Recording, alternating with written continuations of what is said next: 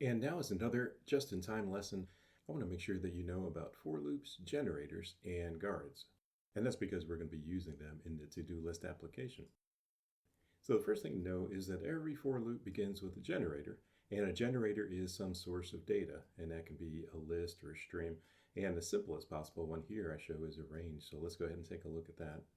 So in this example, the code is for I, and essentially in 1 to 3 do, and then here I'll just use print line. There's nothing functional about this, but it does show a generator, so we'll go ahead and do that. And you see that output, and again, this part right here is a range, and I covered that in other courses. Another thing you can use, of course, is a list, so I could say list of 1, 2, and 3. And then the syntax for working with a list would be something like for x in x of s, do print line of x, like that one. And the key in the Scala world is that when you use the combination of for and do, this is called a for loop, not a for expression. And typically you use a for loop to perform some type of side effect, and in this case that side effect is calling print line. Now conversely, a for expression uses the yield keyword right here. And so then a for expression will look like this. We can just go back there and say, I want to yield, let's say x times 2 or something like that. And because this is an expression, we need to come back over here and assign it to something, or at least, at the very least, it helps to come back here and assign that to something. And now you can see that this for expression right here yields a new result, and it yields that new result based on this algorithm right here. So now y of s, as you can see right there, has these values. So as a mini summary, do is used for side effects, yield is used to yield a result.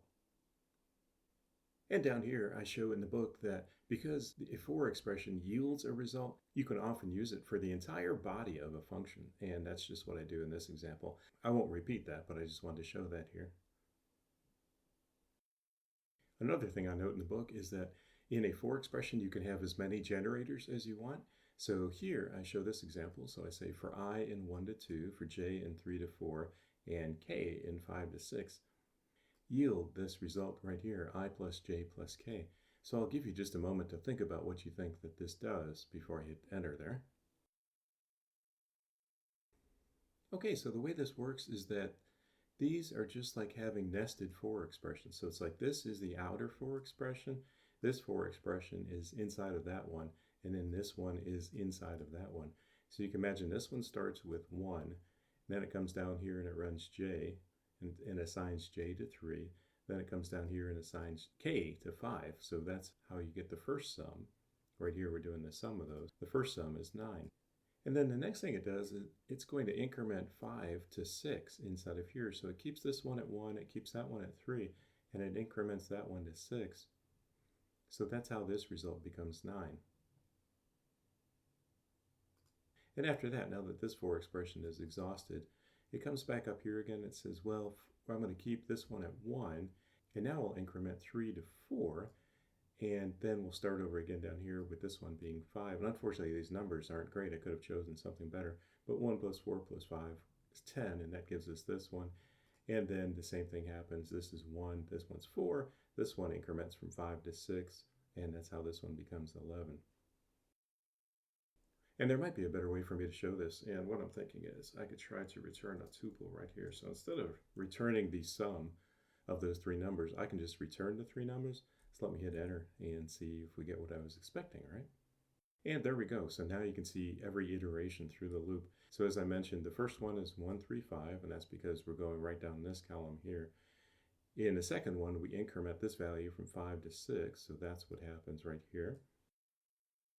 And then these values here are exhausted, so everything goes back to the beginning. And now we do 1 in the outer one here, then this loop skips over to 4, so we're going over to the next value here, and then this restarts at 5, so that's where we get that. And then the next time the inner loop increments from 5 to 6, and that's when we get this. And now that this is exhausted to 4, this one is exhausted to 6, we go back to the outer loop, and this becomes 2, and that's how we get these final values here. So I think that's a better example, and I probably should have started with that first. But I should say that a nice benefit is if you haven't seen a for expression before, at least here I show how you can use different algorithms inside this yield block to produce any sort of value you want. So here I was just doing a sum, which led to one int. And here I was yielding these 3-element tuples, and that led to having this sequence of 3-element tuples, as you see in all of this result right here. So maybe I should state that more clearly and say that you can do anything you need to do up here for your algorithm, and you can yield any result down here that you need to for your algorithm. And so far we covered generators, then we covered multiple generators in this area right here, which is what we just did. And the last thing to cover is guards. And guards are basically just if conditions. So guard is just a formal name for this. What you can do is you can put as many if conditions inside that for area as you want to. So if I come back over here and paste that in, I'll give you just a moment to think about this result. So again, I have two generators here. This one goes from 1 to 5. Then the inner one, if you want to think of this as being an inner for loop, goes from 6 to 10. And then I say, well, if I is greater than 3 and if j is less than 7, go ahead and yield I plus j. So I'll let you think about that again for just another moment, and then I'll hit enter here. And there you see that result. And now I can come back here and do what I did before and make that a tuple, in this case a 2-element tuple. And now you can see that result. So again, the way you can read this is I had I going from 1 to 5 up here, but then with this guard I said, well, really, I only want to use I when it's greater than 3. And I know this is a contrived example, but it's also a simple example. And that's why you only see the values 4 and 5 over here. And then similarly, I had j going from 6 to 10 here, but then I had the guard here that says if j is less than 7. And of course, when you look at this 6 to 10 range, of course, the only number that's less than 7 is 6. So that's why we get these results here and here. So again, yes, this is a little bit of a contrived example, but it is a simple example, and that's the benefit of it. And the final thing I want to say about guards is that the if condition retains whatever is true here. So if I is greater than 3, this is true, and then you'll go ahead and retain that.